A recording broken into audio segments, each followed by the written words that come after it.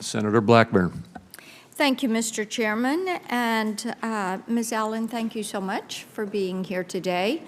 Tennesseans are mighty proud of FedEx and what they have brought with innovation into the logistics industry, and it is quite appropriate that we have you before us here today. So thank you for being here. And Ms. Allen, I want to come to you. You've talked a little bit this morning about dealing with data share and how that impacts. And as we look at modernization and really delving a little bit into how we avoid a supply chain crisis like we have been through, talk for just a minute about the importance of protecting that data share, verifying that data share, and making certain that rights and responsibilities for that transmission are there so that there's accuracy in that process. I think any of us who've been to the FedEx sort at midnight, and if no one has ever been to the FedEx sort, you need to make a trip to Memphis and go through this and see. You appreciate speed and accuracy. So I wanted to give you just a moment to drill down a little bit further on that because you all have led that innovation. Thank you, Senator, and I'm proud to be here from FedEx, and very, very nice to have you here.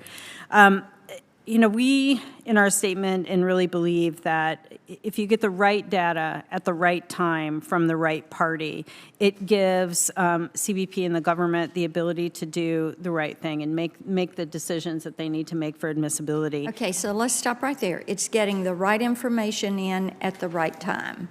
So no mistakes on the front end. And then that will speed it along. And then I'll come back to you on something else on that. Go ahead.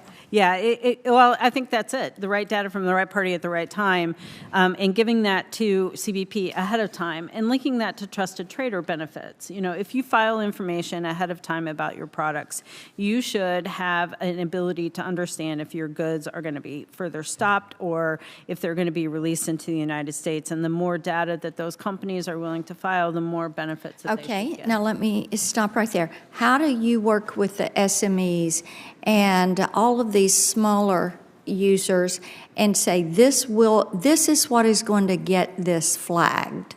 So how do you all work with them? And Mr. Pickle, I'm going to come to you next on this, okay? We work very collaboratively with our small to medium-sized enterprises. We have an education role, and we work with the Department of Commerce quite closely to get that information in the hands of the small and medium importers so that they can understand the complex processes and the information that they need to provide to make sure their goods are imported in an efficient and compliant manner. We're not necessarily educating them on, you know, what to do, but we're educating them on the laws and how it applies to their products, because most people don't really understand that. They're in the process of manufacturing or in selling their goods. They aren't experts in customs law, and that's the opportunity that we have, along with our government partners, to help them understand that and to assist when they have issues with that. Okay.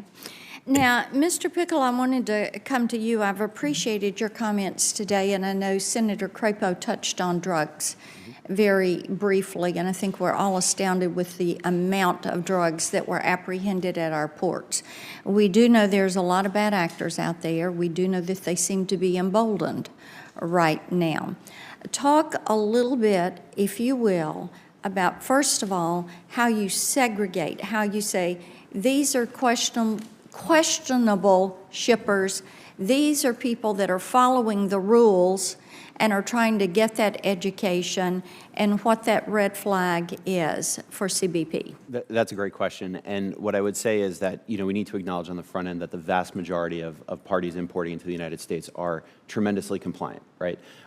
So when you're looking at segmenting risk in the cargo environment, particularly, information is key, but the right information is key. To Ms. Allen's point, and information that's provided to CBP provides a very good basis to be able to understand the nature of a shipment that's happening.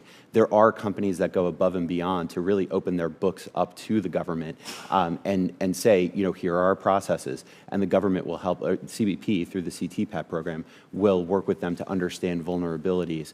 That information needs to be shared early in the supply chain process so that those compliant parties can take their own actions to root out any causes of concern before we get to a port, right? Before we get into an